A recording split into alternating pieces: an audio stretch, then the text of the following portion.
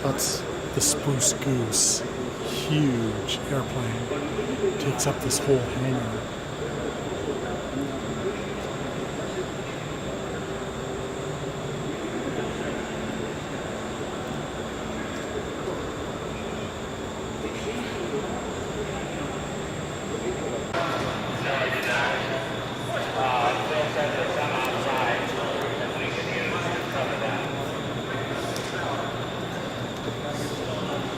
I'll bring them over to you. How many do you think you need?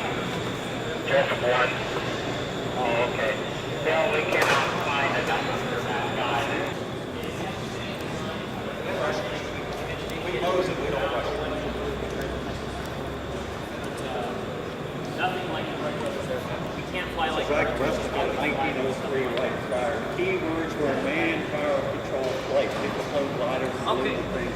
Not very well educated, but had very keen technical minds to do the things they did. Like I say, you see a lot of change in sprockets from the bicycle days.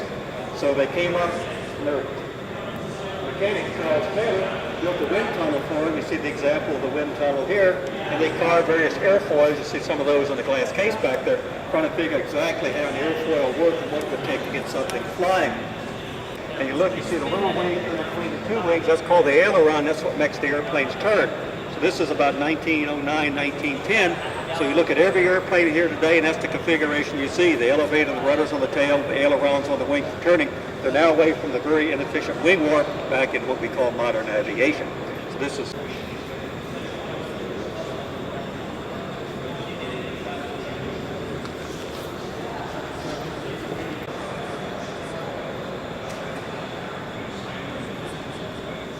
Example.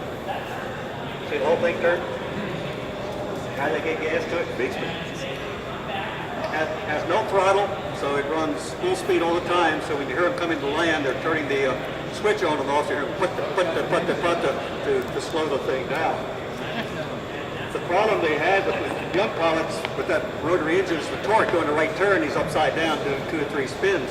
What was also unique about it was the first Allied airplane to have the guns mounted behind the propeller. Look at most of the early World War I biplanes, the guy's flying here, and he's up here shooting his guns, and if the gun's jammed, he's flying with his toes while he's staying to the seat trying to clear them. The Frenchman said even though this thing's spinning about 1,800 RPM, there must be enough room in there that you can shoot bullets through it. He designed a prototype, but after his first flight, he got shot down behind enemy lines, and the Germans captured his airplane. So, this looks neat.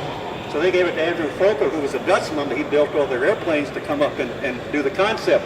There's a cam in there, so every time the prop comes by, the cam goes up and stops the machine guns from firing. When he first experimented with it, he put metal behind the prop so he wouldn't shoot the prop off. The pilots would take it off because the ricochets were coming in the cockpit and they're about to shoot themselves with their own bullets until he finally got it perfected. So this is the British sockpit camel from World War I. Goose was a Henry Kaiser project. He built most of the Liberty ships that were hauling supplies to World War II. Built most of them right up here in the Port of Vancouver area. Submarines were sinking his boats. They said, okay, let's build a large ocean-going flying boat. We can fly the supplies to Europe above the submarines and not lose everything out in the North Atlantic. So he went to Congress and got an $18 million contract to build a prototype flying boat that said you can't use anything that's rationed or strategic. So back in most of us, some people close to my age, remember World War II, the whole country went to war, everything was rationed. You had a ration coupon book, you could buy so much sugar, so much meat per family for a week. What I tell kids is you go to an old car show, you see a 42 Chevy, a 46 Chevy, you don't see a 43 or 44 Chevy because nothing was made for the civilian market.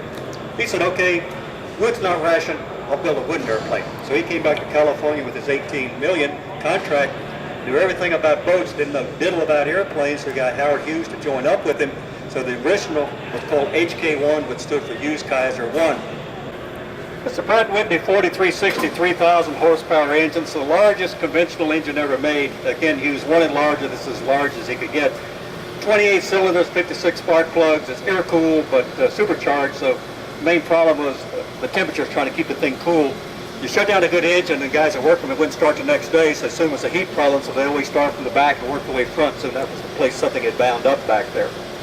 Went on to be used on the B-36 bomber, the C-124, C-97s, quite a few airplanes after the Goose.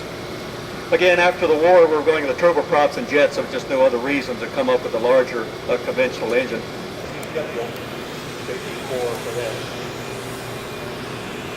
so that makes them more efficient.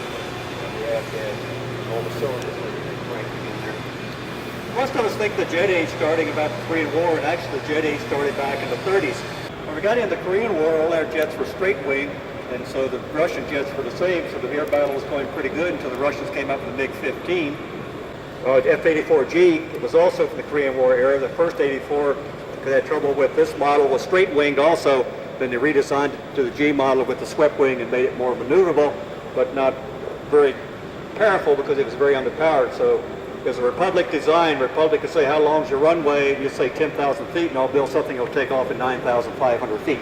So that was about the way they operated. Any goose questions? We'll be talking more when we get to the tail. The MiG question, the fins on the MiG wing, are they there all the time?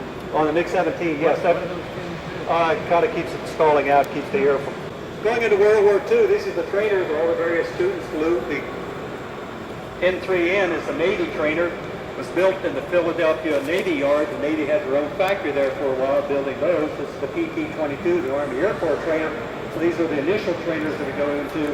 And then after that, before they got their wings, the Navy, the Air Force was the T-6 Texan, the Navy called it the SNJ. 34 different countries all had a name for it. That's the final airplane they flew before they got their wings. The Air Force flew in clear up after the Korean War in about 1954 as a trainer, and they finally went into other aircraft. So this is your early training days before the pilots come up into World War II.